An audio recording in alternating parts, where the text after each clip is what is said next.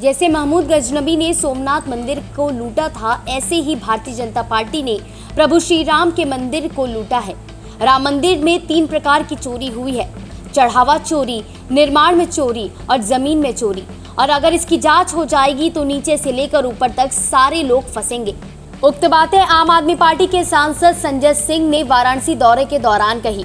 संजय सिंह शनिवार को वाराणसी पहुंचे और इस दौरान उन्होंने मीडिया से बातचीत की। मीडिया से बातचीत में राज्यसभा सांसद ने बीजेपी पर जमकर निशाना साधा, तो वहीं उन्होंने सोनम वांगचुक का समर्थन भी किया। दिल्ली के जंतर मंतर में 21 दिन से आमरण अनशन पर बैठे सोनम वांगचुक का समर्थन करते हुए संजय सिंह ने कहा कि प्रधानमंत्री की पुलिस वांगचुक को आज जबरदस्ती उठाकर हॉस्पिटल ले गई। यह सरकार एक तानाशाही सरकार है, जिसके चलते अब कॉकरोच जनता पार्टी प्रमुख अभिजीत दीपके खुद अनशन पर बैठ गए हैं।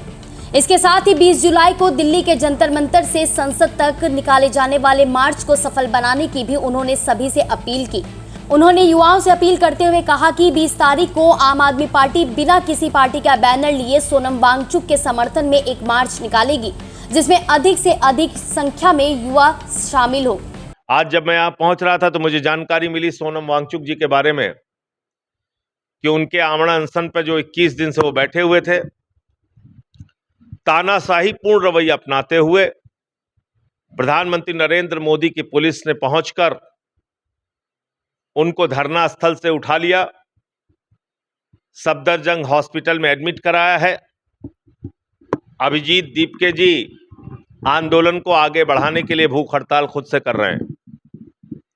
मैं इस देश के युवाओं से अपील करना चाहता हूं कि सोनम वांगचुक बार बार आपके लिए नहीं लड़ेंगे। 93 पेपर लीक हुए हैं, नीट का पेपर लीक हुआ है, करोड़ों नौजवानों का भविष्य बर्बाद हुआ है। वो अपनी लड़ाई नहीं लड़ रहे हैं, आप लोगों की लड़ाई लड़ रहे हैं। और सरकार घबराई इसलिए कि 20 जुलाई को उन्होंने एक बड़े प्रोटेस्ट का आह्वान किया था, जंतर मंतर से संसद का मार्च। उस आंदोलन को सफल बनाइए, उसमें शामिल होइए। मैं यही अपील करना चाहता हूं युवाओं से। 20 तारीख को आम आदमी पार्टी उत्तर प्रदेश में बिना पार्टी का नाम लिए एक बैनर लेकर सोनम वांगचुक के समर्थन में निकलेगी। मैं अपील करता हूं दूसरे राजनीतिक दलों से भी, जन संगठनों से भी, किसान संगठनों से भी कि उस आंदोलन का हिस्सा बने। राम मंदिर चढ़ावा चोरी के मामले में संजय सिंह ने सरकार को घेरा।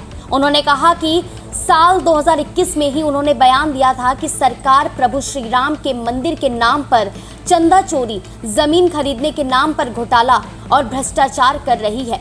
चंदा चोरी के बाद राम मंदिर में चल रहे प्रायश्चित अनुष्ठान पर भी संजय सिंह ने कटाक्ष किया।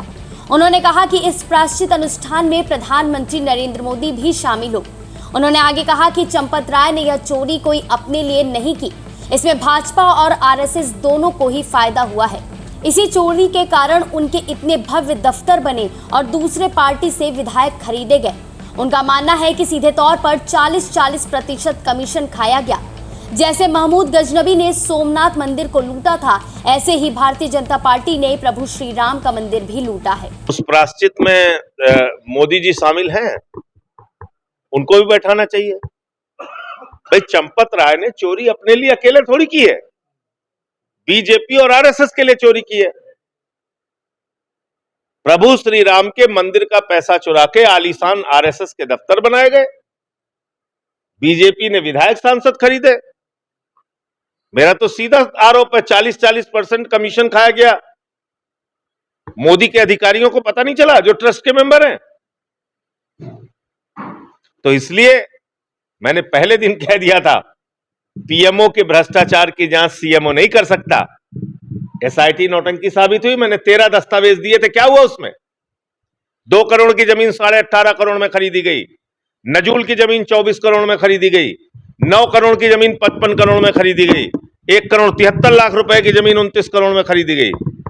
ये तो कागज चिल्ला चिल्ला के बोल रहे हैं भ्रष्टाचार की बात। इसको जांच क्यों नहीं किया एसआईटी ने?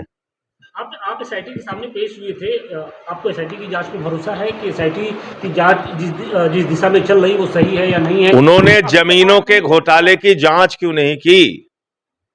बाबा जी ने कहा था दूध का दूध पानी का पानी हो जाएगा। क्या हुआ आप बताइए। तो इसलिए जैसे महमूद गजनवी ने सोमनाथ का मंदिर लूटा था, ऐसे ही भारतीय जनता पार्टी ने प्रभु श्री राम का मंदिर लूटा है।